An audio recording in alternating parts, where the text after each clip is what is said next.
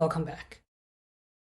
The reason that we're doing Laplace transform is because we want to solve ordinary differential equations easily. And those ODEs often have or must have derivatives. So in this section, we will look at the Laplace transform of derivatives. Let's get straight in. How do we evaluate the Laplace transform of a derivative? For example, the first derivative. We will use the definition again by multiplying the Laplace transform function with e to the negative st and integrate it with respect to t. In this case, we have two functions multiplied by each other. So again, we need to use integration by parts. We let u equals to negative e to the negative st and dv equals to the derivative. So then when we take its integral, it is f of t. And du equals to negative s e negative s of t dt. Okay, then we have u times v. U is e to the negative st. V is f of t. Evaluate at 0 infinity minus the integral of 0 to infinity v, which is f of t, times du, which is negative, make it a plus, s e to the negative st.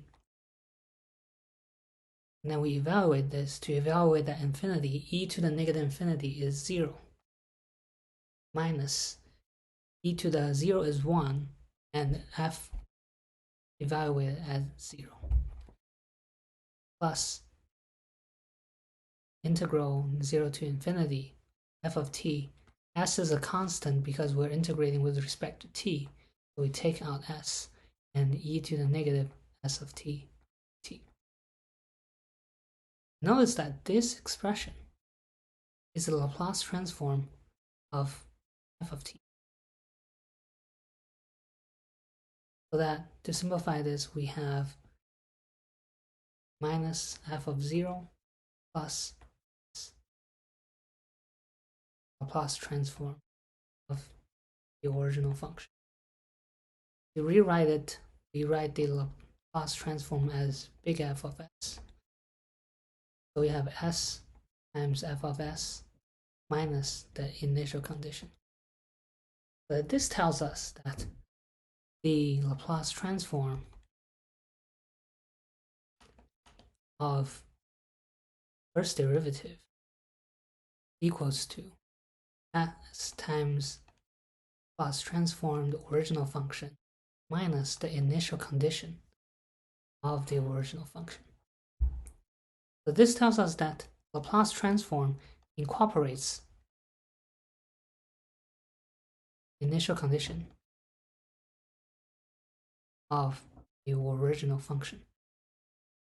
This is very important as it simplifies many of the steps in solving ordinary differential equations.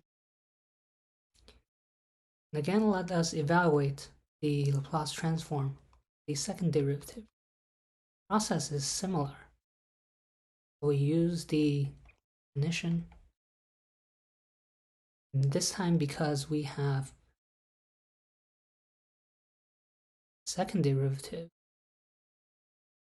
we will use integration by parts twice.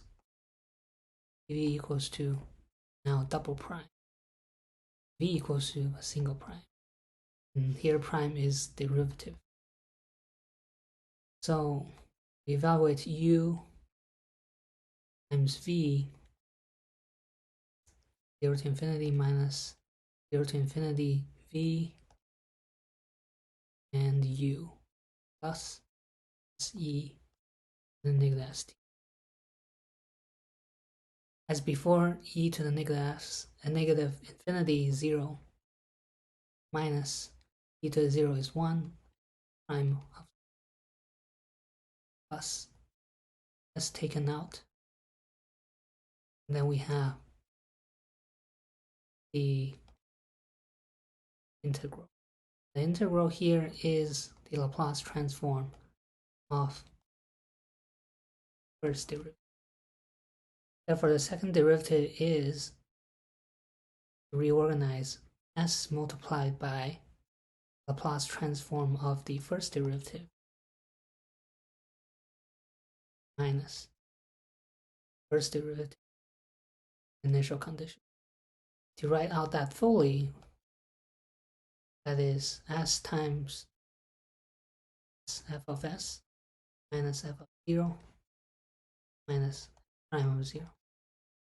That is s square f of s minus s of f0 minus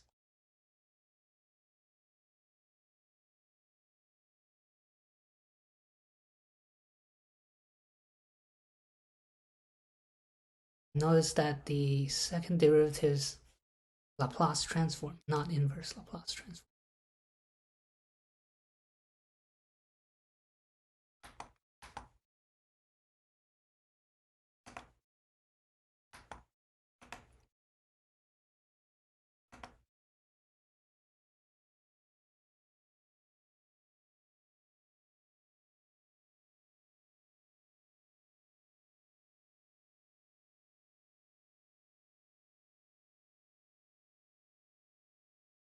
Notice that it incorporates the initial condition of the original function and the first derivative. Oh, if we want to induce what is the third derivative's Laplace transform, I induce from here that it will be s times the Laplace transform of the second derivative minus the second derivative initial condition, and so on. So if we expand this, this will be s to the third s minus s square of f of 0 minus s f prime minus f double prime. Therefore, we can use induction to find the most general form of the Laplace transform of to the nth order derivative. Now we can induce the general form of the Laplace transform of any order of derivative written here. For example, if we have the first order where n equals to 1, we have the Laplace transform of first derivative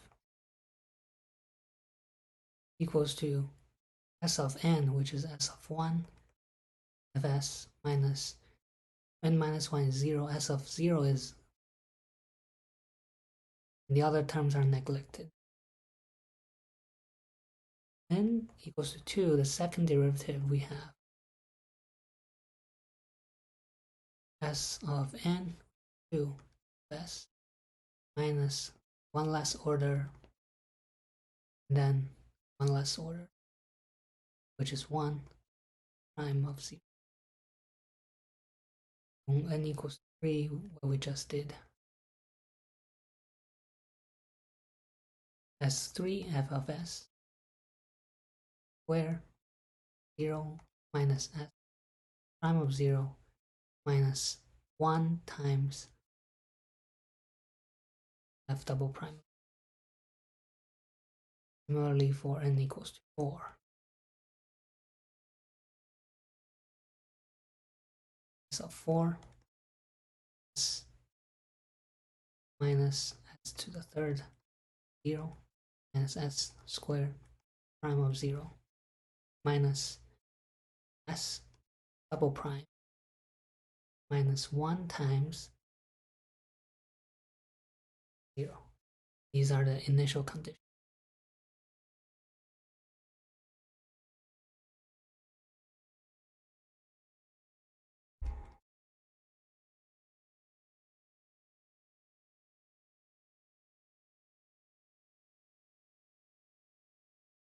With knowledge of the Laplace transform of first derivative, we can now prove the final value theorem, where it states that the function at the original time space as t goes to infinity is equal to as s goes to 0 the Laplace space with the Laplace transform function multiplied by s. Do that by looking at the expression of the Laplace transform of the first derivative, which equals to s f of s minus f of z. Well, they used y symbol, so let's convert it to y.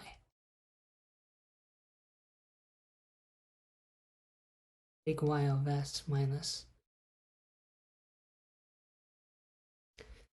And then we want to recognize that the Laplace transform is the integral from 0 to infinity of the original function y prime of t e to the negative s of t dt s y of s minus y. Now let us impose the limit as s goes to 0 for both the left and the right hand side.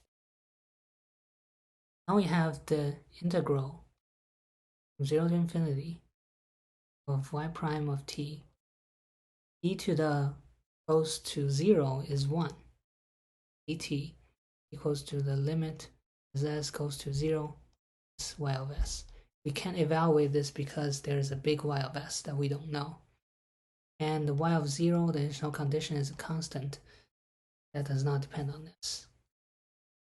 If we look at here, we have the integral of a derivative, which is just the original function, evaluated at 0 to infinity. Copy down everything above. Evaluate this, we have the limit as t goes to infinity, y of t minus y of 0. We notice that the left hand side and the right hand side both have y of 0. They cancels out. Finally, we have proved the limit as t goes to infinity of y of t equals to limit as s goes to 0 s y of s. This is the final value theorem that can be used to determine the final value of y of t, steady state value of that. T goes to. By looking at the Laplace space, if we have the information of big Y of s multiplied by s, you can get it using the limit as s goes to 0. Similarly, we can prove the initial value theorem, which states that the original function as t goes to 0 is equal to the Laplace space transform function multiplied by s as s goes to infinity. We also use the Laplace transform of the first derivative, which is s of s minus the initial condition. And again, let's write it in terms of y.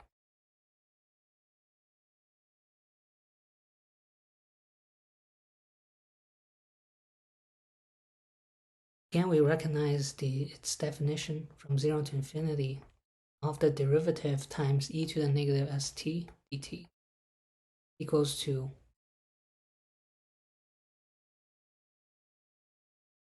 this time we impose that the limit as it goes to infinity on both sides. And on the left hand side we have 0 to infinity y prime of t. As s goes to infinity, we have e to the negative infinity, and that goes to 0. The integral of that also goes to equals to limit as s goes to infinity s y of s. We can't evaluate this because there's a big y of s that we don't know, and the initial condition is a constant that we don't know.